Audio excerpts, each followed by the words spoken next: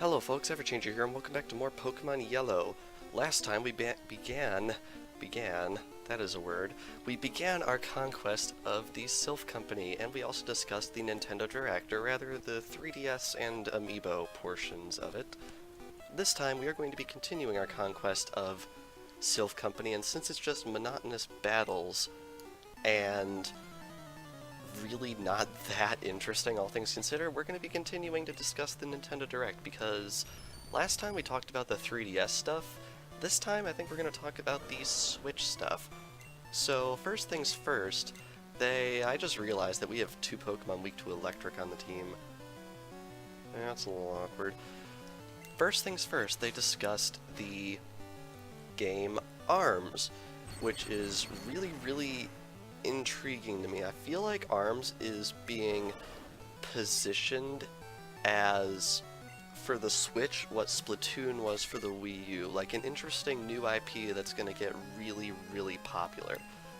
I'm hoping it gets popular just for Nintendo's sake, but honestly, I've never been a big fan of fighting games all that much, so I'm not sure if I'll pick it up, at least not right away. It's coming out on June 16th, which is a little later than I thought it was going to. But honestly, that's fine, because I'm going to be playing Mario Kart and Zelda for a while yet, so I don't think I have to worry about it too terribly much. They announced a couple of new characters for the game, and the character design in this game is hilarious. I absolutely love it. It's really funny stuff. They also announced that you can mix and match your arms, believe it or not, that's what they're called, to have like one type of arm on the left and one type of arm on the right, and they also announced a 2v2 mode. So yeah, there's a lot of strategy in this game that I wasn't thinking was actually going to be present, which I think is really cool. Like, there's a lot more depth to this game than a lot of people really initially thought, but I feel like the same exact thing happened with Splatoon, so I guess it's similar to that game in that regard as well.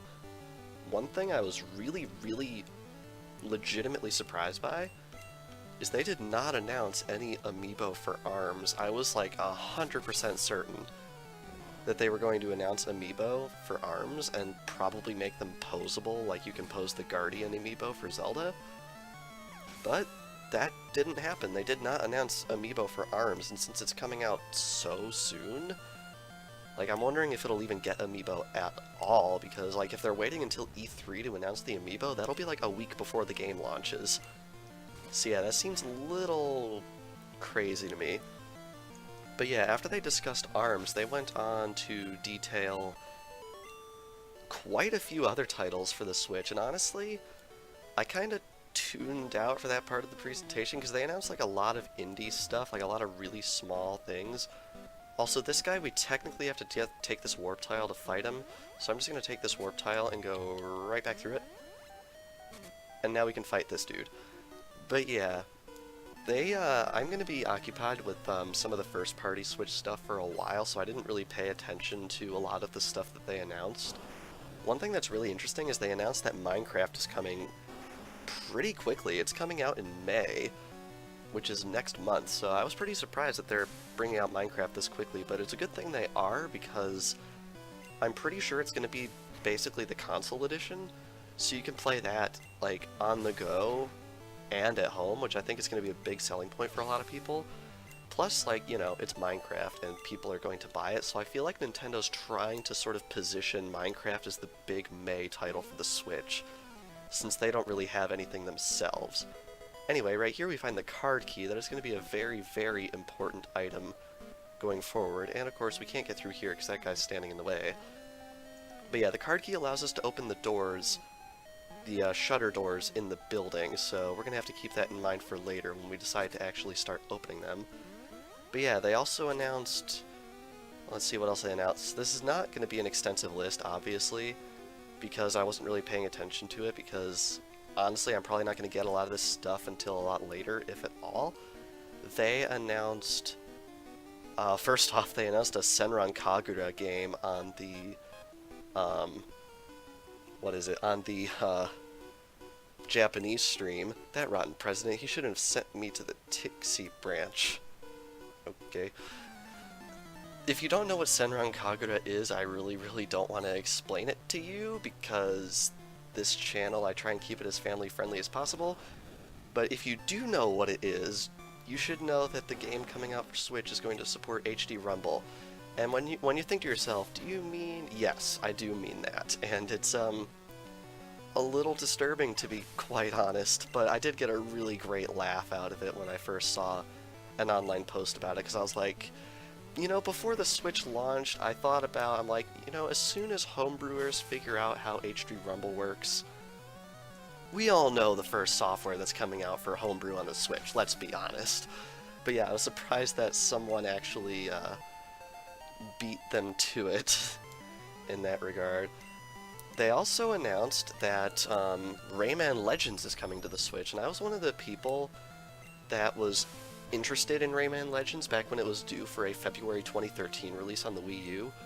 But when they delayed it until September and then ported it to everything else, I sort of just lost interest to it, because they announced that delay, if I remember correctly, like 2 weeks before the game launched.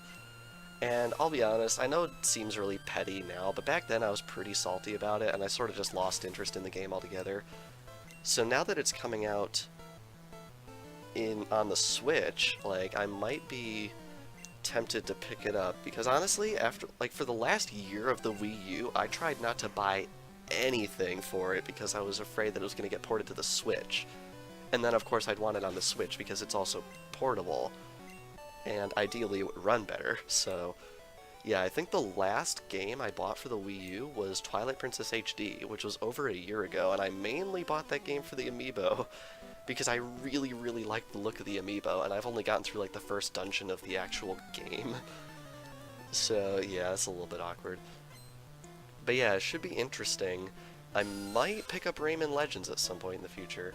They also discussed a couple of Sonic games, which I honestly really don't care about. I've never been a big Sonic fan. The only Sonic games that I ever owned were Sonic Rush Adventure, which I only got like halfway through, and Sonic and All-Stars Racing Transformed, which honestly isn't a Sonic game. When someone says, oh, it's a Sonic game, they don't think about the racing game.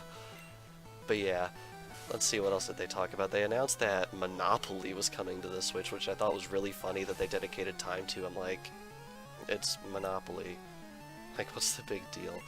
They also talked about Ultra Street Fighter 2, which sounds pretty interesting. I'm probably not going to get it because, again, I don't really like fighting games, but I thought it was really, really funny how they showed off a mode for that game where you can hold the Joy-Con in both hands and actually perform a Hadouken and attack enemies in first person with it.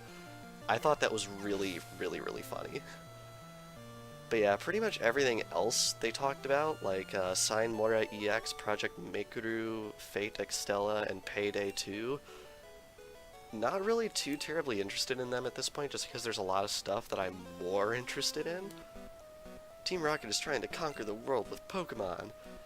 Yes, believe it or not, we are still playing a game. The Rockets came and took over the building.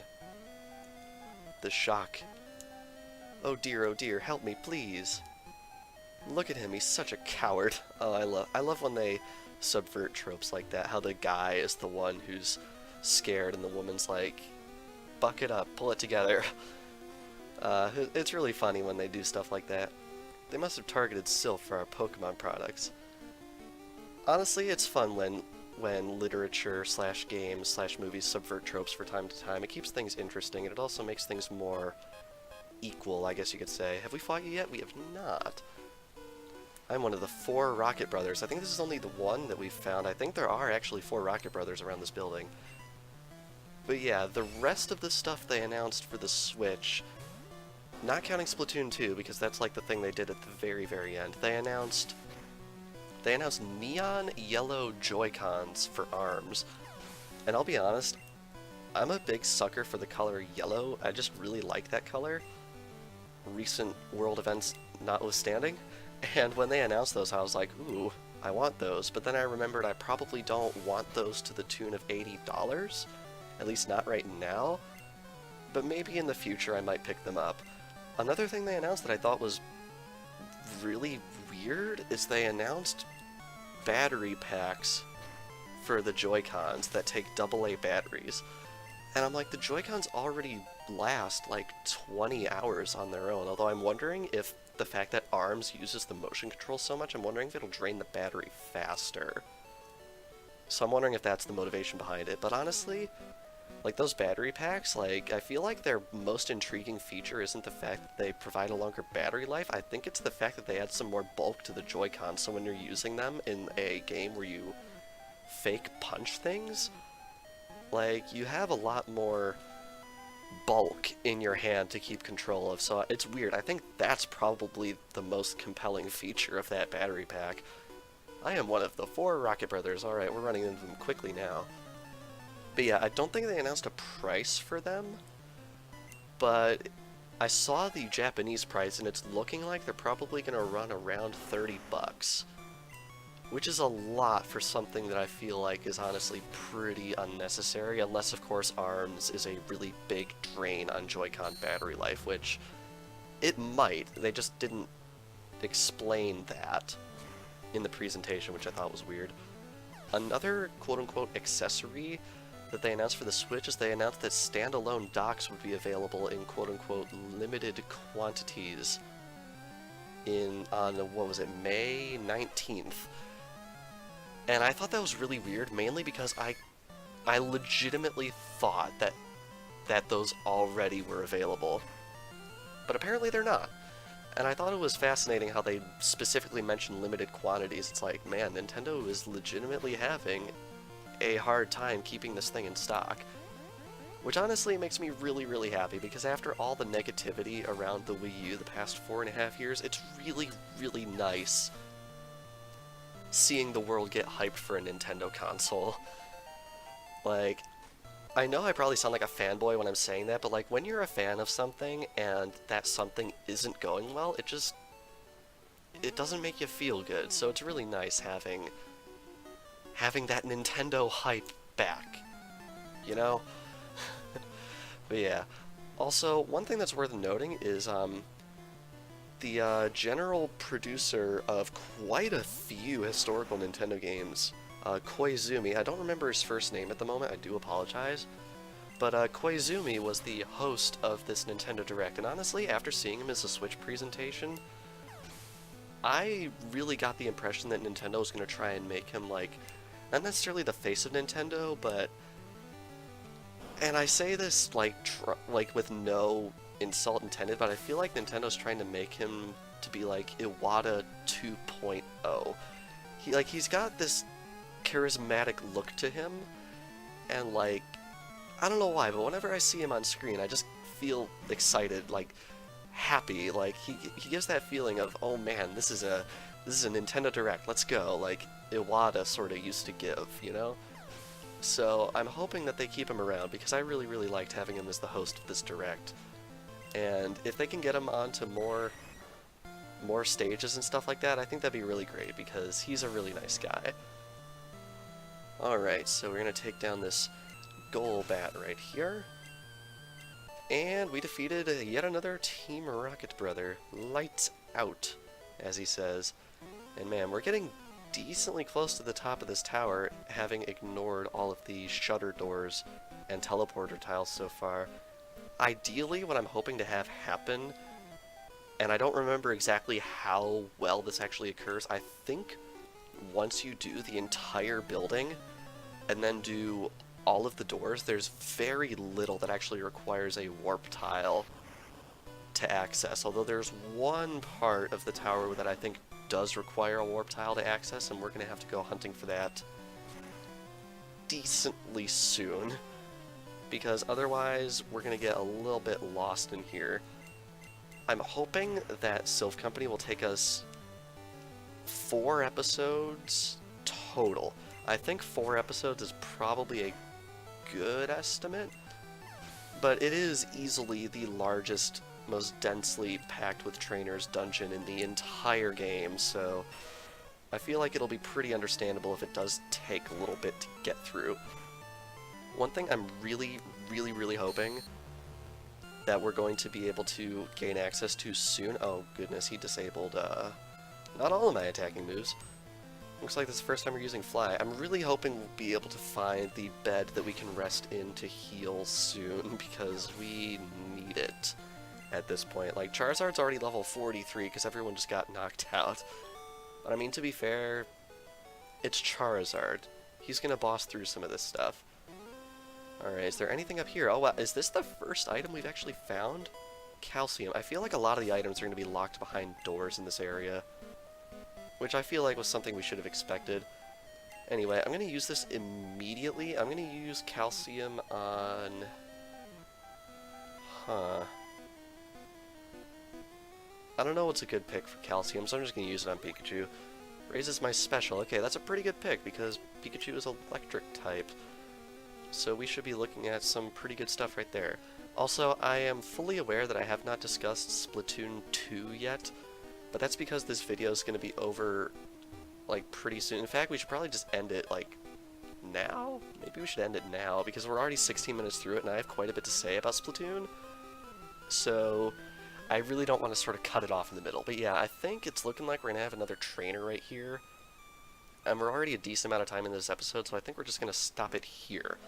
So, this past episode of Pokemon Yellow, we continued our conquest of Silph Co, and we also discussed more about the Nintendo Direct. This is basically the week of Nintendo Direct, but I feel like the people that watch these videos are probably decently big Nintendo fans, so I have a feeling some people want to hear my opinions, so I am going to give them.